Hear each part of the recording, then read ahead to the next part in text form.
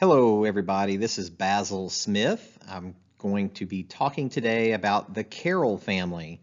I kind of call them the American treasures. And as we'll see coming up, that with the foundation of our United States of America, these three individuals played a pivotal role in both the political and religious area of the Catholic Church. So, as a primer to how the church was made up around the colonial time, it made up less than 1% of the population. And as a matter of fact, John Adams quipped that Catholics were as rare as a comet on an earthquake. Now, some Catholics settled in Pennsylvania and New York, but mainly they came to Maryland, of which the first came in 1634. So just as an idea of how these three Carrolls were related, they all descended from Charles Carroll, the settler at the top there.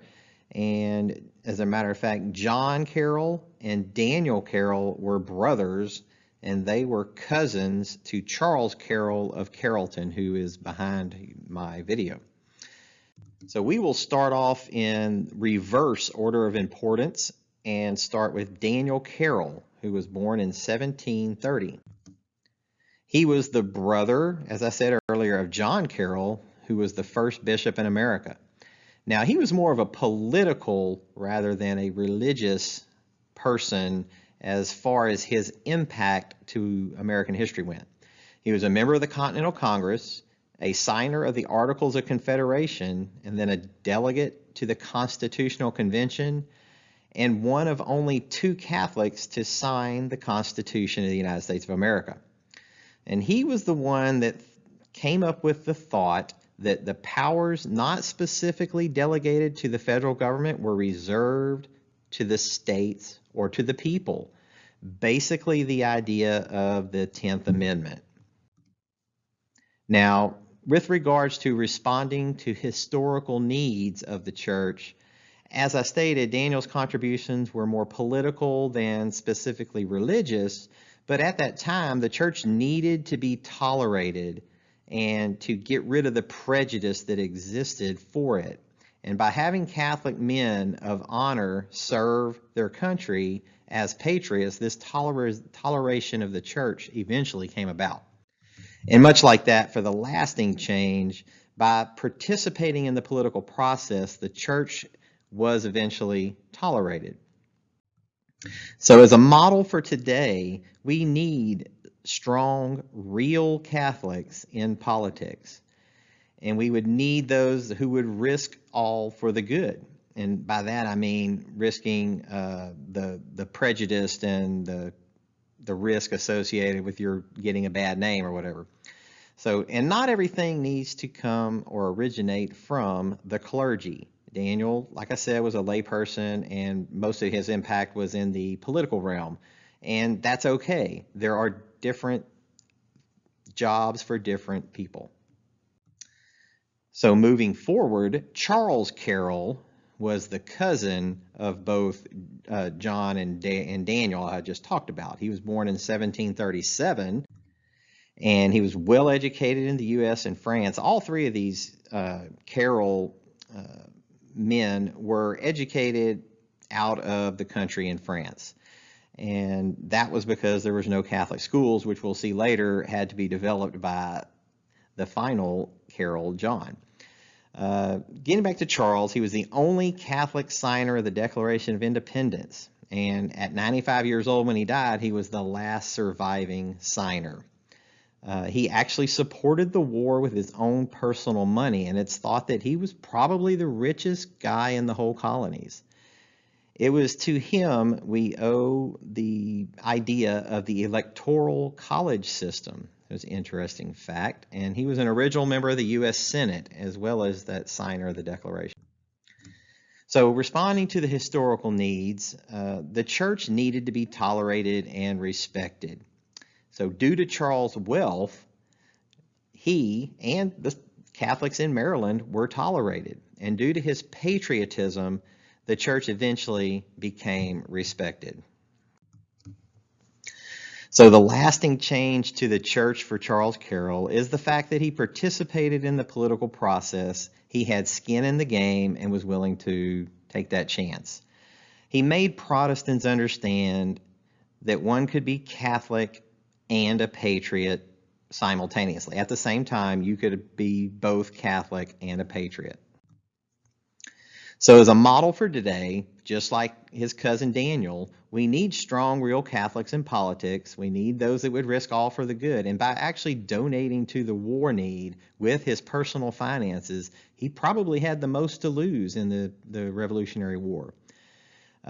Slavery was an issue, but it's complicated.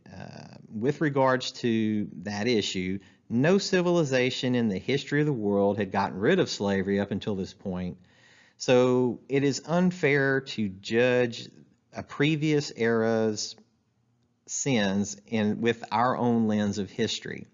And it is Western civilization based on the ideals of the United States and England, Western civilization, that got rid of slavery. And it did take a lot more violence in our country than anywhere else, but we were one of the top 5 countries to get rid of slavery. Finally, we get to John Carroll, who was the brother of Daniel and cousin of Charles, born in 1735. His father's side was Irish and his mother's was related to royalty. Also, he was homeschooled and then went to France to study off-site. In 1771, he became a Jesuit novitiate, and then in 1773, the Jesuit order was dissolved by the Pope. By all means necessary, I'm sure he was frustrated. In 1774, he came home to Maryland as a parish priest. And John was very close to George Washington and Benjamin Franklin. So in 1776, the Continental Congress asked John and Charles, Benjamin Franklin and Samuel Chase to join a mission to Canada to seek French support for the colonies. While this was a noble attempt to gain assistance for the Revolutionary War, this initial attempt failed. However, 5 years later, in 1781, the French fleet cut off supplies to General Cornwallis at Yorktown, and Washington was able to force a surrender, bringing an end to the war. Whether those two events are tied together in any way, no one knows. But the effort was made early on, and John and Charles Carroll were both significant parts of the Revolutionary War. 1784, he was appointed Superior of the American Mission by the Pope. Again, the United States was kind of relegated to a colony, so it had a mission status as opposed to its own diocese. However, in 1789, he became the first bishop of the United States, curiously under the recommendation of Benjamin Franklin, not known to be the most religious of the founding fathers. Now, responding to the historical needs of the church, Bishop John Carroll had 3 main goals. He wanted the establishment of ecclesiastical structure, the promotion of Catholic education, and beginning an at-home, respected Catholicism. And those 3 lasting things are what we're going to talk about now. So regarding the ecclesiastical structure, when John arrived on the scene, there were no bishops, no dioceses, no authorities, no canonical parishes, no religious men and women, no anything really. So all of this was acquired and founded under Bishop Carroll. So by 1815, he had left the church structure organized, regularized, and visible. A tremendous accomplishment in one generation. Now, the promotion of Catholic education, just like that ecclesiastical structure, regarding Catholic education, they had no Catholic schools, no programs of catechesis, or any of that set up. So John set out to start boys' academies in Georgetown, St. Mary's, and Mount St. Mary's. He started girls' academies and also welcomed sisters and brothers to staff and teach at these places. He eventually, 2 generations later, had the largest private school system on the planet, that being the Catholic school system in the United States of America. Now, making the church at home in America. So John and Daniel Carroll where at the same time they were broad-minded, patriotic Americans, and then they were also ardent Catholics, practicing Catholics, and even part of the clergy in John's case.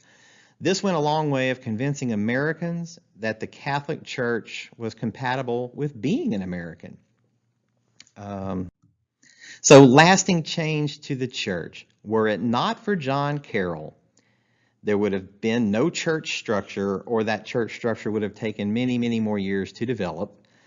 We would not have had our own priests. They would have continued sending priests from other countries, and then we'd have a continued outlook of leeriness and prejudice on the behalf of Protestants who thought that foreign countries were controlling them by having these foreign priests come in. And we would not have had Catholic schools been developed to the degree that they were. So all three of those things were lasting change to the church. Now, a model for today, we need strong bishops, and we need people of vision as our leaders. So my bibliography is attached here. Found several places where information was available on these three individuals, and appreciate you listening to me, and hopefully you'll understand a little bit more about the Catholic influence on the Revolutionary War and the influence that these three Carrolls had with that.